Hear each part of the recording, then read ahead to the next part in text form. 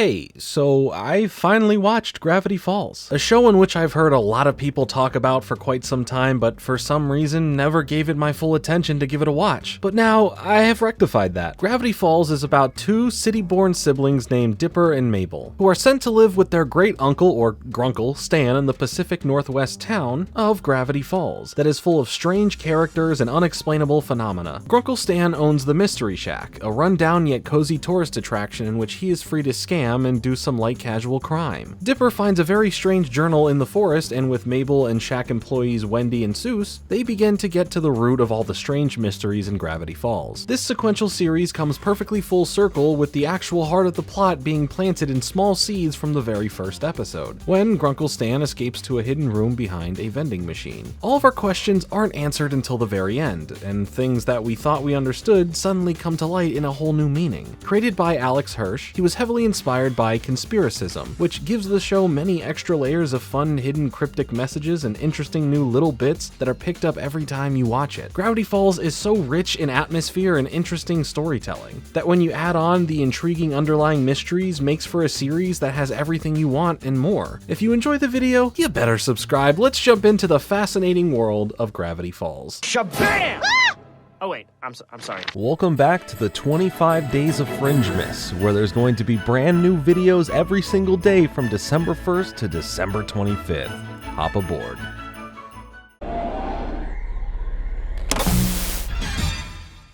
Gravity Falls may just be a show unlike any other I've seen come from Disney. The plot may start off simple, with both Dipper and Mabel being dropped off in Gravity Falls, Oregon, to spend time with their grunkle Stan for the summer. Things at first seem normal, aside from some of the residents of the small town and the allure of the weirdness, mainly thanks to Stan, who owns and operates the Mystery Shack, which is really boiled down to a tourist trap to impress passerbyers for a brief moment, most often to just scam them. Now, the voice cast is full of talent, and helps truly liven up the world the show builds, with our main characters Dipper and Mabel being voiced by Jason Ritter and Kristen Shaw. Linda Cardellini voices Wendy. Seuss, Grunkle Stan, and Bill Cipher are voiced by Alex himself, which is impressive because each of those characters sound wildly different, and the side characters also have some insanely goated people behind their voices. Kevin Michael Richardson voices Sheriff Blubbs, J.K. Simmons voices Stanford Pines, D. Bradley Baker is Waddles, John DiMaggio is Manly Dan, Jennifer Coolidge is Lazy Susan, and Gray Delisle voices an assortment of other side characters. The whole show has this constant layering of mysterious and weird happenings that date back to so many millions of years ago. Going on from that to then ancient civilizations, an eighth-and-a-half president of the United States who turns into a big cover-up of what becomes the town of Gravity Falls, which ultimately builds up into this tangled story, one that could bring forth the end of existence. We view a lot of this through multiple generations of the Pine family from Grunkle Stan's past that leads to some major reveals for the backstory, which directly ties into the end of the series, and of course our current generation with Dipper and Mabel, who help uncover and discover all of these secrets. Even though originally the show was meant to be left on a cliffhanger after season 1, Alex was convinced into completing it, and from there needed to come up with a season of 20 episodes per Disney's request, even though he was only down for originally another 10. I am glad that he decided to fully go into the story until the end, as the end of the series felt extremely planned out, from the major payoffs of the mysteries to the little details that you need to keep your eyes out for and remember, because it makes so many things by the end of this 40 episode journey truly pay off. I struggled to go into too much detail, as part of the reason this show works so well is your personal experience with it, uncovering the mysteries, playing into what the show gives episode to episode. That's how I experienced it, and once I hit play on episode 1, I couldn't stop. Before I knew it, I was at the end. I had experienced this story so fast but felt so enriched by it. It's creepy, it's enthralling, and it blends everything I love about sci-fi, mystery, thriller, blended genres from my love of shows like The X-Files. It gave me a reason to keep watching. There's mysterious creatures straight out of fiction and fantasy, hidden underground facilities, and of course, a weird journal full of notes that go into detail about everything weird in Gravity Falls. It's the research of whoever wrote it and becomes the guide for Dipper and Mabel as we go further down what seems like a bottomless wormhole of the unexplainable. No pun intended. There's literally a bottomless pit that becomes the whole focus of an episode, and the focus of this ad break. Gravity Falls will be right back. Let's travel back to Gravity Falls.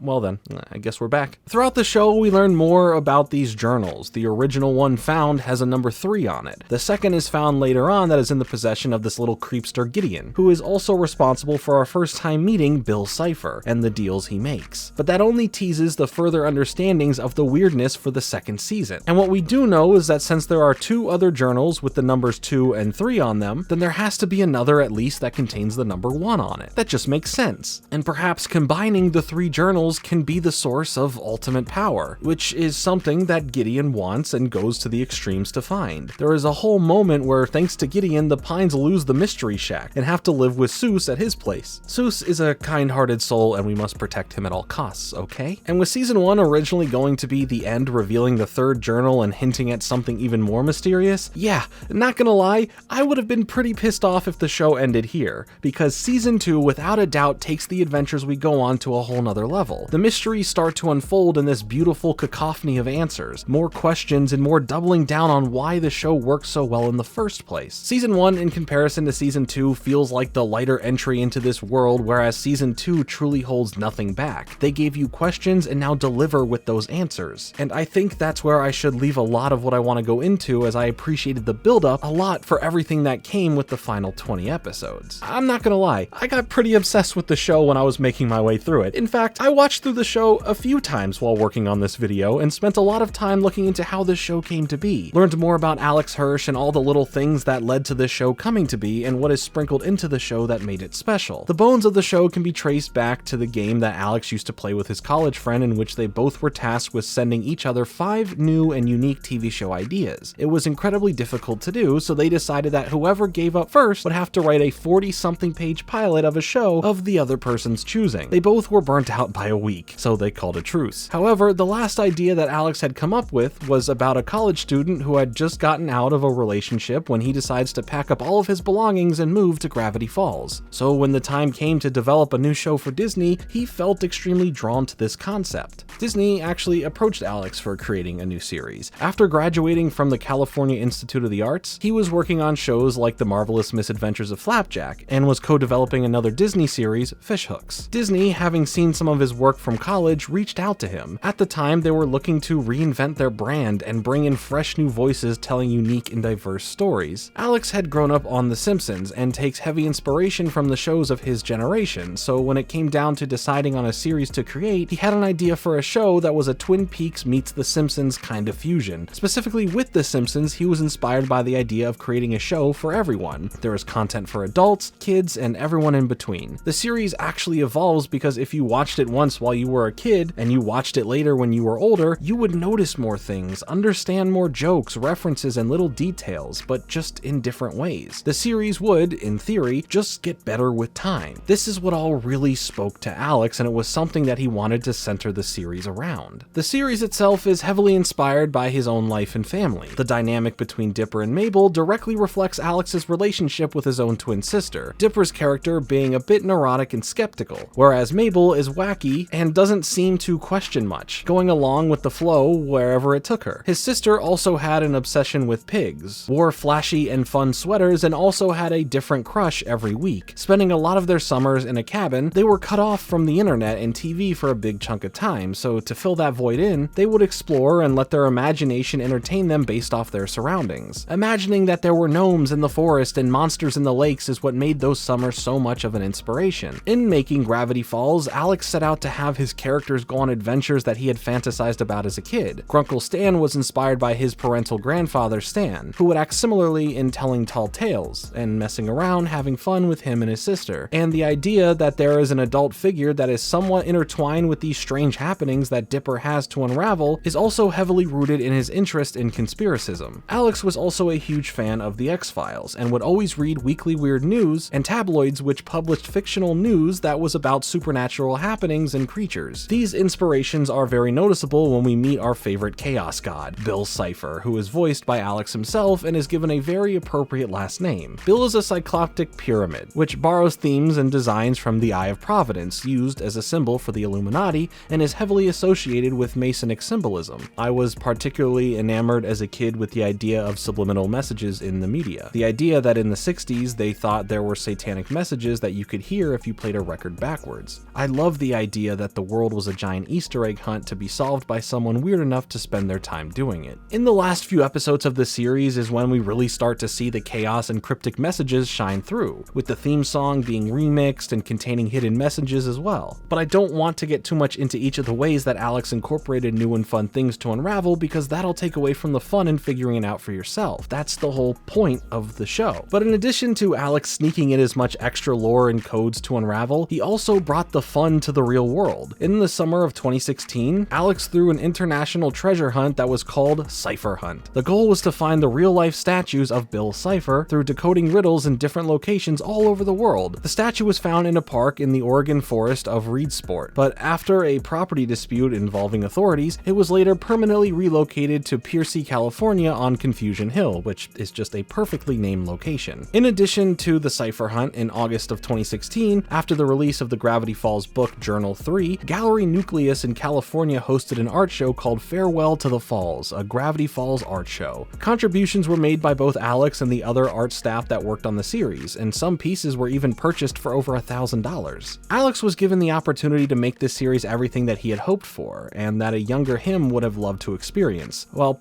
kinda. In the development of the show, Alex has stated that Disney was really respectful of his artistic vision and embraced the entire show. However, it was after production in the censorship notes that were relayed to Alex, that's when the nightmare started. While they were respectful of the overarching artistic vision, they would nitpick so many small details in the most absurd ways, giving notes that were just blatantly wasting time. In a satirical compilation accompanied by a dramatic voiceover and the tragic instrumental music of Beethoven's Moonlight Sonata, Alex reveals just a small number of the thousands of notes and replies back and forth. The video garnered over 5 million views and showed the absurdity on full display for the internet and mainly for the fans of the show. Despite all that Disney put Alex through, the outcome of the show was a phenomenal success. It has won awards left and right, including Primetime Emmys, Annie Awards, Kids' Choice Awards, and Teens' Choice Awards. It sports 13 wins and over 30 nominations. In addition to the awards, the viewership was another thing to be celebrated. It even started off with a bang, as a special preview for the series was shown after the Disney Channel original movie Let It Shine, translating into the preview being watched by 3.4 million viewers. After its premiere on Disney on June 15, 2012, it continued to rack up more and more record-breaking viewership numbers, even airing on Disney XD as well starting in 2014. It averaged 1.8 million viewers per episode, and one episode titled The Deep End brought in a whopping 4.5 million viewers. At one point, it was ranked #1 on Disney XD for all target demographics. So then, why did it end? Summer's over.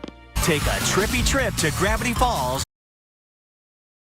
Time to get pulled back into Gravity Falls. Well, it wasn't for being canceled, it just ended with the final episode of the series airing on February 15th, 2016. It makes sense that it would have stopped production after the season 2 finale because the secrets of Gravity Falls have been revealed. Everything's been uncovered. All of the different stories and the overarching plot are planted in the first episode and pay off in the last few. So to add on to it with any further seasons wouldn't provide a satisfying payoff. There wouldn't be a need to push further, and you run the risk of what made the other 2 seasons and the show as a whole so well written and special. That's not to say that we can't ever see these characters or explore the universe of Gravity Falls ever again in some shape or form, because while the series was airing, there was also a series of shorts that were produced all the way from 2012 to 2015, only to be picked up again in 2017 and then again twice in 2020. Different series for these shorts include Dipper's Guide to the Unexplained, Mabel's Guide to Life, Fixin' It with Seuss, Old Man McGucket's Conspiracy Corner, and Grunkle Stan's Lost Mystery Shack interviews, among many more. While only a selection of these shorts are available for streaming on Disney+,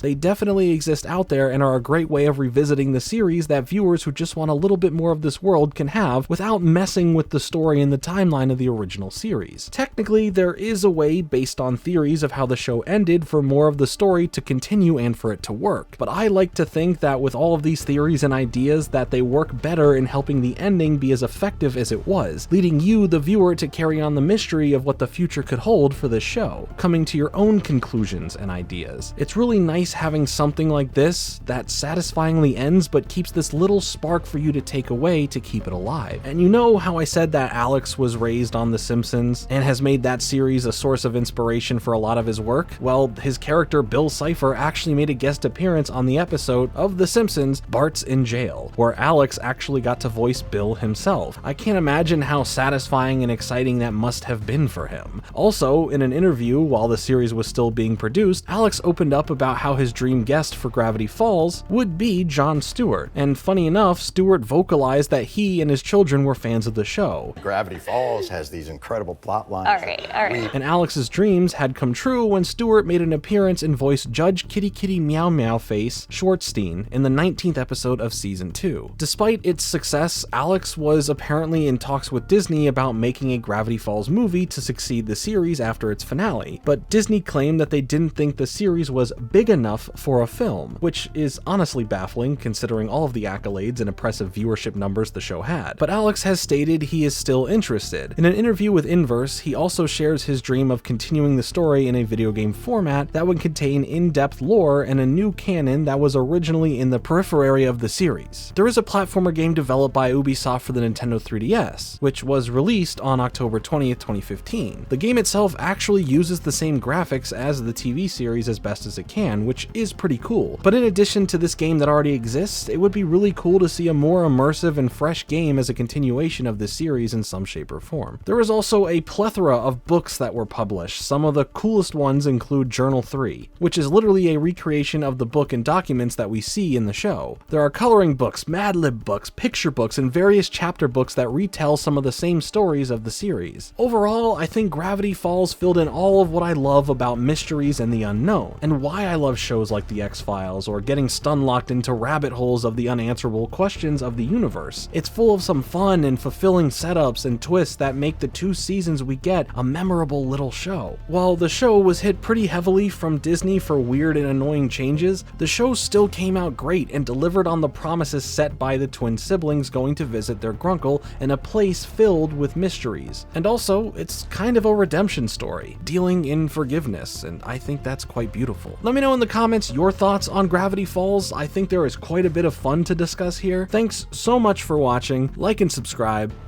Later.